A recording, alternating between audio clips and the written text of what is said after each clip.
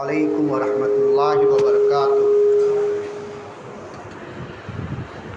نحمدہ ونصلی علی رسولہ الکریم، اما بعد فاعوذ باللہ من الشیطان الرجیم، بسم اللہ الرحمن الرحیم۔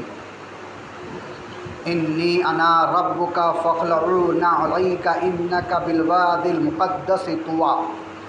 صدق اللہ العلی العظیم وصدق رسولہ النبی الکریم، ونحن علی ذلک لمن الشاہدین والشاکرین والحمد للہ رب العالمین۔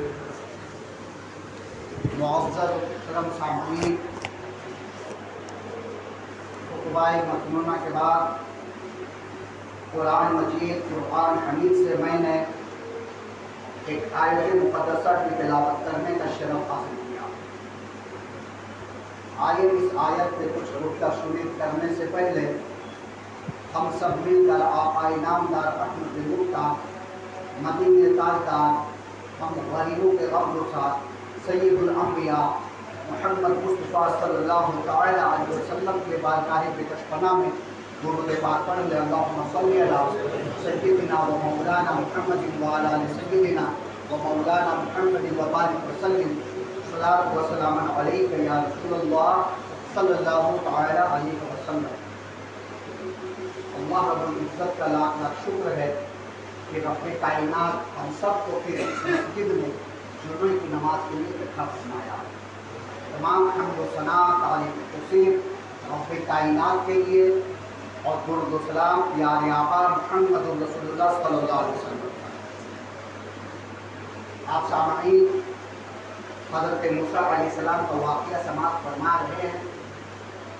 یہاں تک آپ حضرات حضرت موسیٰ علیہ السلام کا واقعہ سماعت فرما چکے کہ حضرت موسیٰ علیہ السلام مصر سے نکل کر مدائن کے جانب چلے، 8 دن کا راستہ طے کر کے جب پہنچے تو ایک کنویں کے بغل میں درخت کے نیچے بیٹھ گئے تو کیا دیکھتے ہیں کہ 2 عورتیں اپنی بکریوں کو لا کر کھڑی ہے اور اس سے پیچھے جو لوگ آ رہے پتھر ہٹا کر پانی نکال کر اپنی بکریوں کو پانی پلا رہے ہیں۔ حضرت موسیٰ علیہ السلام ان کو خاتون کے پاس مخاطب ہو کر کہتے کہ تم اپنی بکریوں کو پانی کیوں نہیں پلاتے، تم سب سے پہلے آئی ہو۔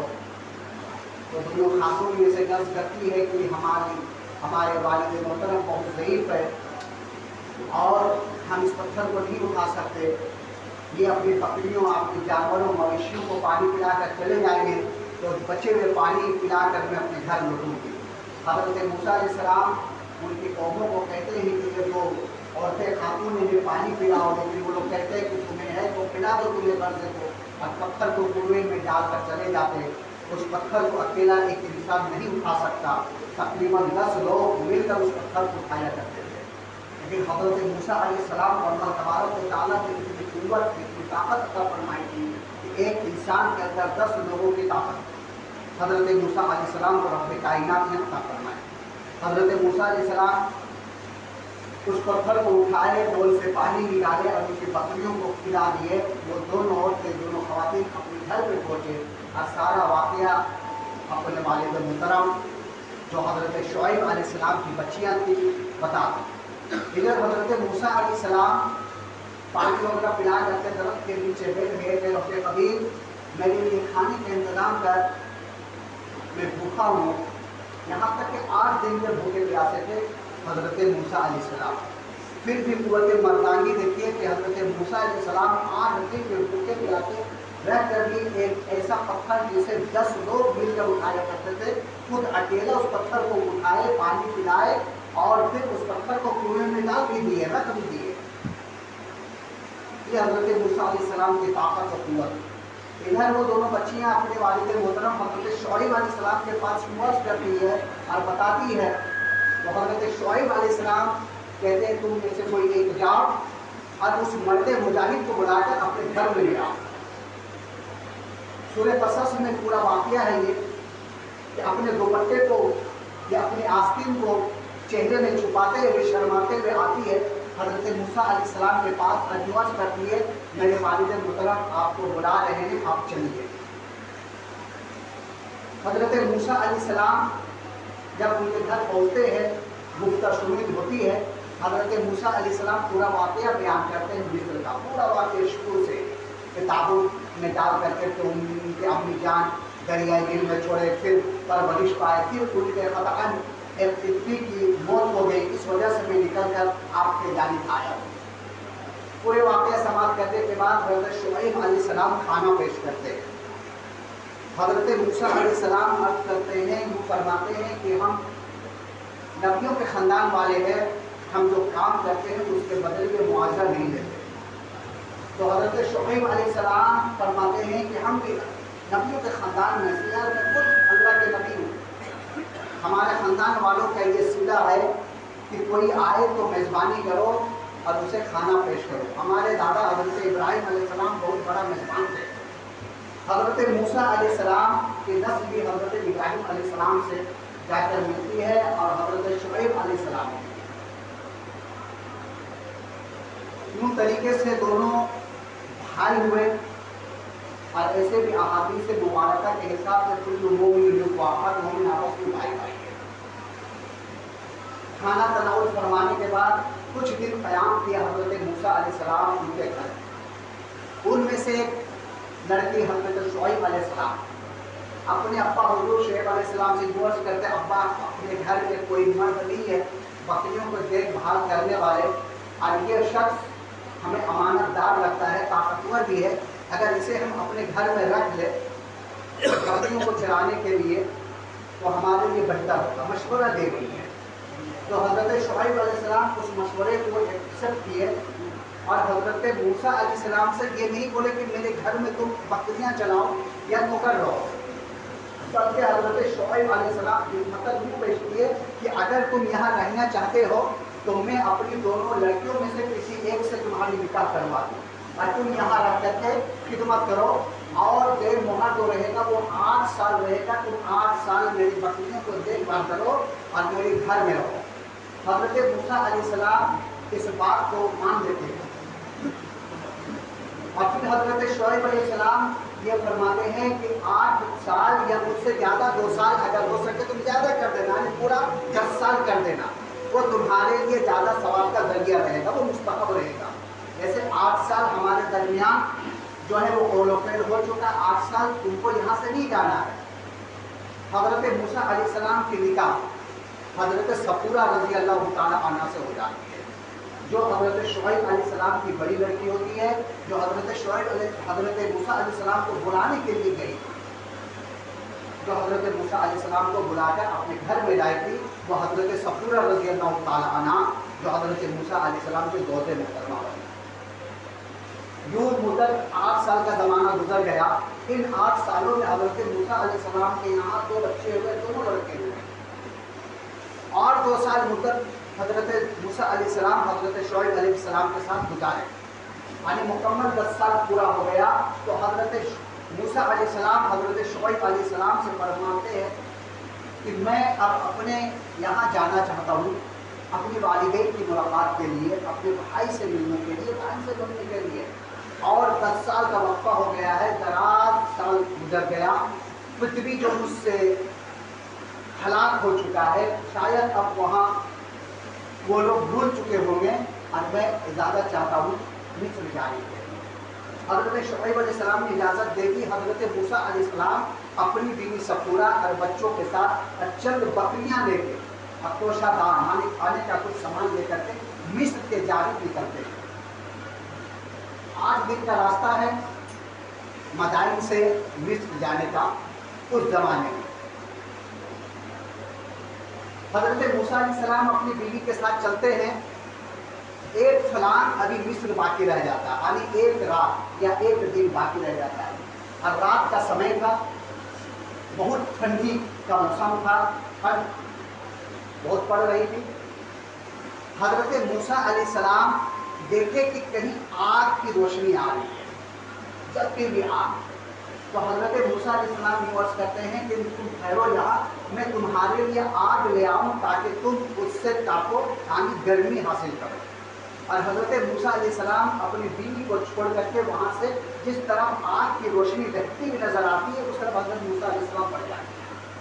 جب حضرت موسیٰ علیہ السلام وہاں جاتے ہیں تو کیا دیکھتے ہیں کہ ایک درخت ہے، وہ درخت بیری کا درخت، وہ آگ سے بالکل لہک رہی ہے لیکن پتیاں نہیں جل رہی ہیں۔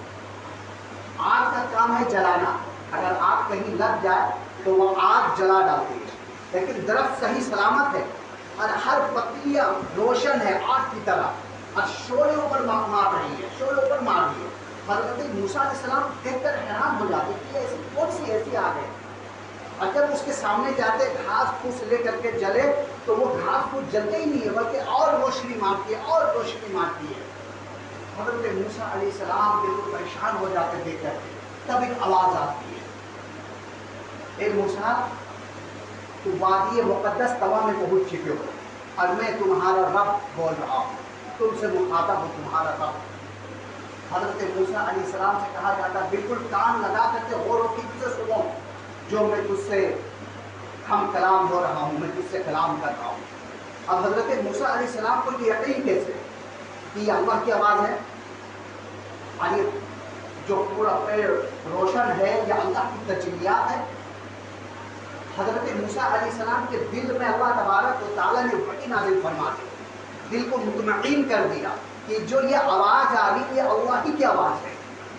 اور ایسی آواز ہم جب بولتے ہیں بات کرتے ہیں تو صرف یہ کان سنتا ہے، کان سنتا ہے نا، لیکن جب یہ آواز آ رہی تھی تو اللہ تبارک و تعالیٰ کی ایسی آواز، ایسی بہترین آواز کہ حضرت موسیٰ علیہ السلام کے کان ہی نہیں پورا جسم سن رہا تھا، رونگٹے رونگٹے سن رہا تھا، بال سن رہا تھا، ناخن سن رہا تھا، اور جسم کا ہر حصہ خدا کا کلام سن رہا تھا۔ تب حضرت موسیٰ علیہ السلام کو یقین ہو گیا کہ یہ میرا رب کی آواز ہے، یہ خدا کی پکار ہے۔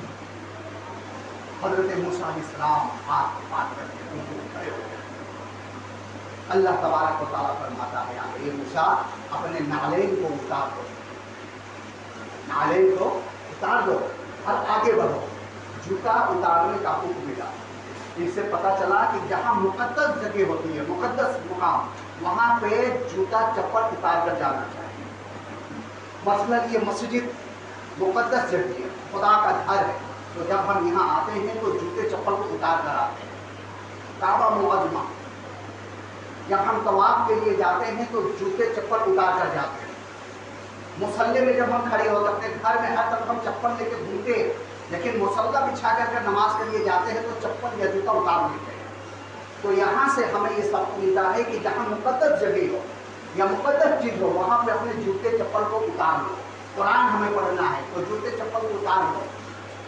یہاں سے یہ سبق ملتا ہے کہ جو چیز بھی مقدس ہو اس جگہ پہ آپ جوتے کو چپل کو اتار نہیں سکتے۔ اللہ کا حکم ہو رہا ہے اے موسیٰ اپنے نعلین کو اتار دو اور اتار کر آگے بڑھو۔ طور سینا حضرت موسیٰ علیہ السلام اپنے نعلین کو اتار کر آگے بڑھتے ہیں اور اللہ تبارک و تعالیٰ ہم کلام ہو رہا ہے حضرت موسیٰ علیہ السلام سے۔ سورہ طٰہٰ آیت نمبر 11 سے لے کر کے 25 یا 27 تک پورے یہی واقعہ ہے۔ سورہ طٰہٰ کھول کے دیکھ لیجیے آیت نمبر 11 حضرت موسیٰ علیہ السلام سے کس طریقے سے اللہ تبارک و تعالیٰ کلام ہو رہا ہے۔ اللہ تبارک و تعالیٰ کو یا موسیٰ، اے موسیٰ تمہارے ہاتھ میں کیا ہے؟ یمین دائیں ہاتھ میں تمہارا کیا؟ حضرت موسیٰ علیہ السلام کہتے ربی یہ عصا ہے، یہ ڈنڈا ہے۔ میں پہلے بتا چکا تھا کہ جب حضرت موسیٰ علیہ السلام کی شادی سپورہ سے ہوئی، حضرت شعیب علیہ السلام کو وہ ڈنڈا عصا ملا تھا جو جہیز میں حضرت موسیٰ علیہ السلام کو ملا، وہی عصا۔ تو جہیز لینا سنت ہے اور دینا بھی سنت ہے، مانگنا حرام ہے کہ ہمیں آپ اتنا دو تبھی شادی کریں، مانگنا حرام ہے۔ ہمارے آقا کی صلی اللہ علیہ وسلم کی پیاری بیٹی حضرت فاطمہ الزہرا رضی اللہ تعالیٰ عنہ کی جب بیٹا حضرت علی رضی اللہ تعالیٰ عنہ سے ہوا، شادی ہوئی، تو آقا علیہ الصلوۃ والسلام نے جہیز میں کچھ سامان دیے تھے، تو حضرت علی باخوشی دیے تھے، مانگے نہیں تھے۔ یہاں حضرت شعیب علیہ السلام کی بیٹی حضرت سپورہ کی شادی حضرت موسیٰ علیہ السلام سے ہوتی ہے، تو حضرت شعیب علیہ السلام وہ ڈنڈا پیش کیے تھے جہیز کے طور پہ، اور حضرت موسیٰ علیہ السلام اس ڈنڈے کو باخوشی قبول کیے تھے۔ تو ہم شادی کریں تو مانگے نہیں کہ ہمیں دو، لیکن خوشی سے جو دے دے اسے آپ لے لو، لینا بھی سنت ہے اور دینا بھی سنت ہے۔ اب یہ آسا تفسیر میں آیا یہ وہ ڈنڈا تھا جو حضرت آدم علیہ السلام جنت سے لائے تھے، حضرت آدم علیہ السلام جنت سے لائے تھے، اور یہ ڈنڈا سگون لکڑی کی تھی، سگون لکڑی۔ حضرت آدم علیہ السلام سے حضرت سیس علیہ السلام، حضرت سیس علیہ السلام سے حضرت ادریس علیہ السلام، حضرت نوح علیہ السلام، حضرت ابراہیم علیہ السلام، حضرت زکریا، اس طرح ہوتے ہوتے حضرت شعیب علیہ السلام تک یہ ڈنڈا پہنچا، اور یہی ڈنڈا حضرت موسیٰ علیہ السلام کے ہاتھ میں آیا۔ حضرت موسیٰ علیہ السلام سے رب یوں فرماتا ہے موسیٰ تمہارے ہاتھ میں کیا ہے؟ تو حضرت موسیٰ علیہ السلام عرض کرتے رب کریم یہ ڈنڈا ہے، یہ آسا ہے۔ اللہ نے صرف اتنی پوچھا تمہارے ہاتھ میں کیا ہے، لیکن حضرت موسیٰ علیہ السلام کا جواب سنیے، پورا قرآن ہے، قرآن کی یہ کلام ہے کہ اللہ یہ جو میرے ہاتھ میں ہے یہ آسا ہے، ڈنڈا ہے، اس سے میں ٹیک لگاتا ہوں، اس سے میں پتیاں جھاڑتا ہوں تاکہ اپنی بکریوں کو کھلاؤں۔ جب ہمارے آقا پیارے نبی محمد رسول اللہ صلی اللہ علیہ وسلم معراج کے لیے گئے تھے، آج آتے وقت جاتے وقت بھی ملاقات ہوئی تھی، آتے وقت جب حضرت موسیٰ علیہ السلام سے ملاقات ہوئی، حضرت موسیٰ علیہ السلام نے ہی تو آنے جانے کا نماز کو کم کروائے، ورنہ 50 وقت کی نماز، ہم تو 5 وقت کی نہیں پڑھ سکتے، 50 وقت کی نماز۔ لیکن اللہ رب العزت کتنا مہربان ہے اپنے بندوں پر کہ اے نبی 5 وقت کی نماز ہو گئی ہے، لیکن جو 5 وقت کی نماز پڑھے گا اسے 50 وقت نماز پڑھنے کا ثواب ملے گا، 50 وقت۔ تو حضرت موسیٰ علیہ السلام نے حضور صلی اللہ علیہ وسلم کی بارگاہ میں یوں عرض کی تھی کہ پیارے نبی آپ کی حدیث ہے کہ ہماری امت کے علماء بنی اسرائیل کے نبیوں جیسا ہے، ہماری امت کے علماء بنی اسرائیل کے نبیوں جیسا ہے، تو کہاں نبی اور کہاں عالم، زمین آسمان کا فرق ہے۔ پھر یہ اتنا کہ آپ کی امت کے علماء بنی اسرائیل کی نبیوں جیسا کیسے ہو سکتا ہے، کہاں نبی کہاں عالم؟ تو ہمارے آقا علیہ السلام فرمائے دیکھنا چاہتے ہو ہماری امت کے علماء تمہارے بنی اسرائیل کے نبیوں جیسا کیوں ہے؟ بولے جی میں دیکھنا چاہتا ہوں۔ تو اس وقت آقا علیہ السلام نے ایک عالم دین کی روح کو پیش کی ہے کہ یہ ہمارے امت کے عالم ہے، اس سے آپ سوال کر سکتے ہیں۔ تو حضرت موسیٰ علیہ السلام نے فرمایا آپ کا نام کیا ہے؟ تو جو عالم دین پیش ہوئے تھے ان کا نام بھول رہا ہوں میں، انشاءاللہ آئے تو بتاتا ہوں۔ انہوں نے اپنا نام بتایا، اپنے باپ کا نام بتایا، اپنے دادا کا نام بتایا، یعنی پورے خاندان کا نام بتایا۔ تو حضرت موسیٰ علیہ السلام فرمایا کہ میں نے تو تجھے صرف اپنا نام پوچھا، میں نے صرف تمہارا نام پوچھا تھا، تمہارا نام کیا ہے؟ تو تم نے اپنا نام بتا دیا، اپنے پردادا کا نام بتا دیا، پردادا کا نام بتا دیا، ایسا کیوں؟ تو ان کی روح پکاری، اے موسیٰ علیہ السلام یاد کرو تو تورے سینہ میں جب اللہ تبارک و تعالیٰ نے یہ سوال کیا تھا موسیٰ تمہارے ہاتھ میں کیا ہے، تو تم نے صرف یہ بولتے میرے ہاتھ میں آسا ہے، تو تم نے یہ کیوں کہے کہ اس سے میں ٹیک لگاتا ہوں، اس سے میں پتیاں جھاڑتا ہوں، اس سے میں اپنے بکریوں کو ہانکتا ہوں، اس سے میں بڑا کام لیتا ہوں؟ اللہ تبارک و تعالیٰ نے صرف یہ سوال کیا تھا تمہارے ہاتھ میں کیا ہے، تو تم بول دیتے یہ ڈنڈا ہے، بات ختم ہو جاتی۔ سمجھے بات کو؟ تو یہ ہے ہمارے نبی کی علماء کا حال۔ آقا علیہ السلام نے یوں ہی فرما دیے کہ ہماری امت کے عالم دین بنی اسرائیل کے نبیوں کی طرح ہے۔ تو میرے دوستوں، بزرگوں، نوجوان ساتھیوں، اپنے عالموں کی رسپیکٹ کیجیے، عزت کیجیے، ان کو دھیمی ہوئی نظر سے نہ دیکھیں۔ 12 سال 15 سال مدرسے میں رہ کر کے ٹوٹی ہوئی چٹائی میں بیٹھ کر کے انہوں نے کوئی ماسی یوں ہی عالم نہیں بن جاتے تھے، یوں ہی حافظ نہیں بن جاتے تھے، بہت محنت و مشقت سے عالم بنا جاتا ہے، حافظ بنا جاتا ہے۔ اگر عالم اور حافظ بننا اتنی آسان ہوتا تو ہم سب عالم اور حافظ ہوتے، سب عالم اور حافظ ہوتے۔ یہاں ایک سورہ یاد کرنے میں آدمی کی حالت خراب ہو جاتی ہے، 30 پارہ یاد رکھنا، اللہ اکبر کبیرہ۔ ایک چھوٹے سے بچے کو ایک ورڈ یاد آیا تو اتنا خوش ہو جاتا ہے، لیکن یہ حافظ قرآن اچھا ایک دیکھا کیا بقرعید میں کہ جس بکرے میں اللہ یا محمد لکھا ہو تو اس کی بہت قیمت میں اسے خریدتے ہیں۔ اگر اللہ یا محمد بکرے کے اس میں لکھا ہو تو بہت دام دے کر کے خریدتے، کیوں؟ اس میں اللہ محمد لکھا ہوا ہے۔ लेकिन उन हाफिजों के बारे में आपका क्या ख्याल है जिनके सीने में पूरा कुरान लिखा हुआ है, उनके बारे में क्या ख्याल है? एक बकरा खरीदने में आप इतना पैसा लगाते हो, लेकिन जब एक हाफिज को सुनते हो तो उसके लिए आप पीछे क्यों हो जाते हो? और उसके सीने में भी तो अल्लाह का कलाम है, वो भी एक दो कलाम नहीं, खुदा का पूरा कुरान कलाम। इसे तो अल्लाह ने फरमाया कि कुरान को मैं ही नाज़िल किया हूँ और मैं ही हिफाजत करूँगा। तो अल्लाह कैसे हिफाजत करेगा? अपने बंदों के ज़रिए। हजारों कुरान को तुम जला दो माज़अल्लाह, हजारों कुरान को बर्बाद कर दो, लेकिन कुरान को मिटा नहीं सकते। तुम कितने हाफिज को मारोगे, कितने हाफिज को भूंजोगे? 7 साल से लेकर के 15, 20, 25, 30 साल वाले एक ऐसे हाफिज की लाइन लग जाएगी कि आपको मारते मारते कयामत हो जाएगी, लेकिन कुरान ना खत्म होगा, ना हाफिज कुरान खत्म होगा।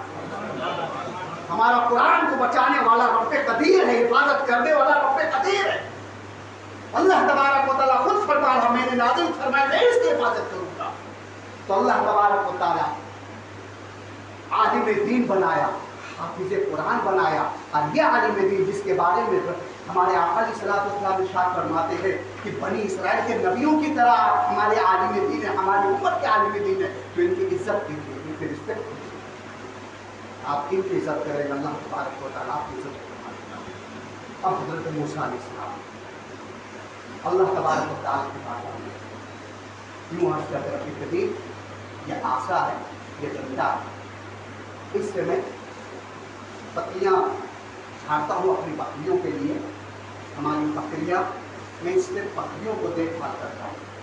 अल्लाह तबारक व तआला प्रैक्टिकल तौर पे हज़रत मूसा अलैहिस्सलाम को समझा रहे हैं। ये भेजना कहाँ है? फिरौन के पास। पूरे कुरान की आयत बता रहा हूँ, आप देखिए सूरह ताहा को खोल करके पढ़िए, बहुत सुकून मिलेगा। अल्लाह तबारक व तआला फरमाता है, मूसा अपने आसा को ज़मीन में डाल, पलटी छोड़ दो। हज़रत मूसा अलैहिस्सलाम उस डंडे को छोड़ देते हैं, और जो ही छोड़ते हैं वो डंडा आसा बड़ा सा अजदहा बन जाता है, हैबतनाक, इतना बड़ा सांप बनता कि हज़रत मूसा अलैहिस्सलाम देख करके थोड़ा खौफ हो जाते, पीछे भागते हैं। तो अल्लाह तबारक व तआला आवाज़ देता, मूसा ला तख़ाफ़, मूसा मत डर, मैं तुम्हारे साथ हूँ। तुम अपने डंडे को पकड़ लो, उस आसे जो सांप बना उसको तुम पकड़ लो। पकड़ोगे तो फिर वो अपनी असली हालत में आ जाएगा वो डंडा। हज़रत मूसा अलैहिस्सलाम डरते डरते दुम के तरफ यूँ हाथ लाकर कर पकड़ते हैं, और जैसे ही हज़रत मूसा अलैहिस्सलाम का हाथ उस सांप के दुम पे पड़ता, फिर ऐसी असली हालत में वो आसा बन जाता, जीता बन जाता। हज़रत मूसा अलैहिस्सलाम को प्रैक्टिकल अल्लाह तबारक व तआला बता रहा है, इसलिए यही काम जा करके फिरौन के पास करना है। अगर वहाँ अचानक फिरौन के पास हज़रत मूसा अलैहिस्सलाम करते तो खुद हज़रत मूसा अलैहिस्सलाम हैबत ज़दा हो जाता, खौफ आ जाता। इसलिए अल्लाह तबारक व तआला ने यहाँ बता रहा करके ऐसा करो। अब अल्लाह तबारक व तआला फरमाता है कि ये अपने हाथ को गिरिबान में डालो, यानी बगल में डालो। हज़रत मूसा अलैहिस्सलाम बगल में डालते हैं, अब अल्लाह तबारक व तआला फरमाता है निकालो। तो निकालते हज़रत मूसा अलैहिस्सलाम, तो हाथ इतना रोशन कि देखने वाले के आँख चंचलुहा जाए, यानी वो जो बेरी के पत्ते से जो रोशनी निकल रही थी ना, इस तरीके से हाथ से रोशनी निकलने लगी। हज़रत मूसा अलैहिस्सलाम देख करके कि मेरे हाथ में क्या हो गया, आग, लेकिन हाथ में जलन नहीं, कुछ किसी को रोशनी ही रोशनी। अल्लाह तबारक व तआला फरमाता अपने हाथ को भी बगल में डालो। हज़रत मूसा अलैहिस्सलाम बगल में डालकर जब निकालते हैं तो हाथ पहले जैसे ही हो जाता है। ये दो मोजेज़ा अल्लाह तबारक व तआला ने हज़रत मूसा अलैहिस्सलाम को मुक़द्दस मकान यानी सूरह तीना में अता फरमाया, और अल्लाह तबारक व तआला ने हम कलाम दी। अब अल्लाह तबारक व तआला फरमाता है, मूसा ये जो मैं तुम्हें निशानियाँ दिया हूँ, ये निशानियाँ ले करके तुम फिरौन के पास जाओ और बताओ कि तुम खुदा नहीं हो। अल्लाह वो है जिसने ज़मीन व आसमान को बनाया है, अल्लाह वो है जिसने ज़मीन व आसमान के दरमियान क्या चीज़ें हर चीज़ को जानता है, अल्लाह वो है जिसने तुझे और मुझे बनाया है। ये मूसा जाओ, लेकिन नरमी से। ये हज़रत मूसा अलैहिस्सलाम के अंदर गुस्सा हो गया। आगे इंशाअल्लाह जब मलकुल मौत रूह कब्ज़ करने के लिए आए थे तो कैसे ऊपर लाए आए थे हज़रत मूसा अलैहिस्सलाम, बहुत गुस्से वाले थे, थोड़ी थोड़ी सी बात में बिल्कुल गुस्से में आ जाते। तो अल्लाह तबारक व तआला हज़रत मूसा अलैहिस्सलाम को क्या फरमा रहा है, ये मूसा फिरौन के पास जा, लेकिन नरमी से समझाओ उसे। तो यहाँ से हमें भी सबक मिल रहा है, अगर किसी को नसीहत करो तो नरमी से नसीहत करो, किसी को समझाओ तो नरमी से समझा। वहाँ दस्तक देना होता है, ना कि दरवाज़ा तोड़ना होता है। ऐसा नहीं कि कोई सोने की अंगूठी पहना है, सोने की अंगूठी पहनो है कोई हराम नहीं।